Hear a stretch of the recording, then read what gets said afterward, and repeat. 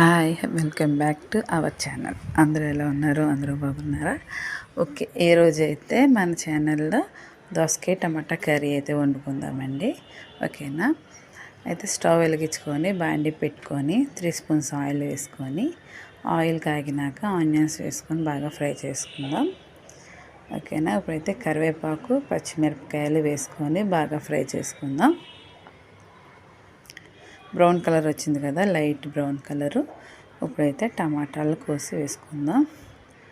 3 దోసకాయలకి 5 టమాటాలు అయితే తీసుకున్నానండి, మీడియం సైజు.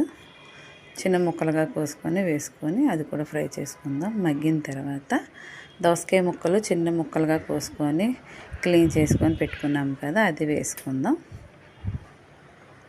వేసుకొని బాగా కలుపుకొని వాటర్ వస్తుందండి దాని నుంచి. ఇప్పుడైతే సాల్ట్ వేసుకుందాం కూరకు సరిపడా. చింతపండు నానబెట్టుకుందామండి. చిన్న నిమ్మకాయ సైజు అంత చింతపండు.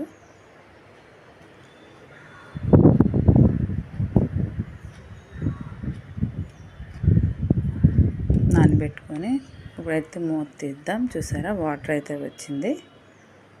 మనం వాటర్ వేయకూడదు. ఒకసారి కలుపుకొని వాటర్ వచ్చింది చూసారా. ఇప్పుడు ఇందులోని 1 స్పూను పసుపు వేసుకుందాం.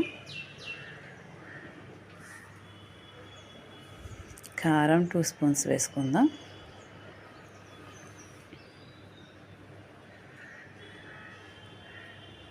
వేసుకొని బాగా కలుపుకుందాం.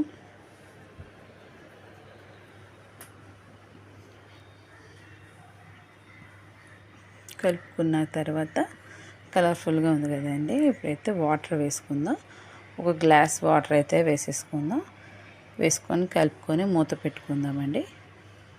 ఇప్పుడు తీద్దాం. మూత తీస్తే చూసారా, మగ్గిపోయింది. మనకి దోసకాయ ముక్కలు టమాటా ఇవన్నీ బాగా మగ్గిపోయింది కదా. ఇప్పుడైతే నానబెట్టుకున్నాం కదా చింతపండు, ఆ జ్యూస్ వేసుకుందామండి. అంతే, అంత కొద్దిగా అయితే సరిపోద్ది మన టేస్ట్ మాట. ఇదైతే మా స్టైల్లోని వంట. మేమైతే ఇలాగే చేసుకుంటాం. సింపుల్గా వేగ అయిపోద్ది, చాలా టేస్ట్ ఉంటుందండి. కలుపుకొని ఒకసారి మూత పెట్టుకొని ఒక 5 నిమిషాల తర్వాత మన కూర రెడీ అయిపోతుంది. చూసారా, టోటల్గా కర్రీ అయితే రెడీ అయిపోయింది. ఆయిల్ అయితే అలా తేలాలండి. ఆల్మోస్ట్ కర్రీ అయితే రెడీ అయిపోయింది. స్టవ్ ఆపేసుకోవడమే.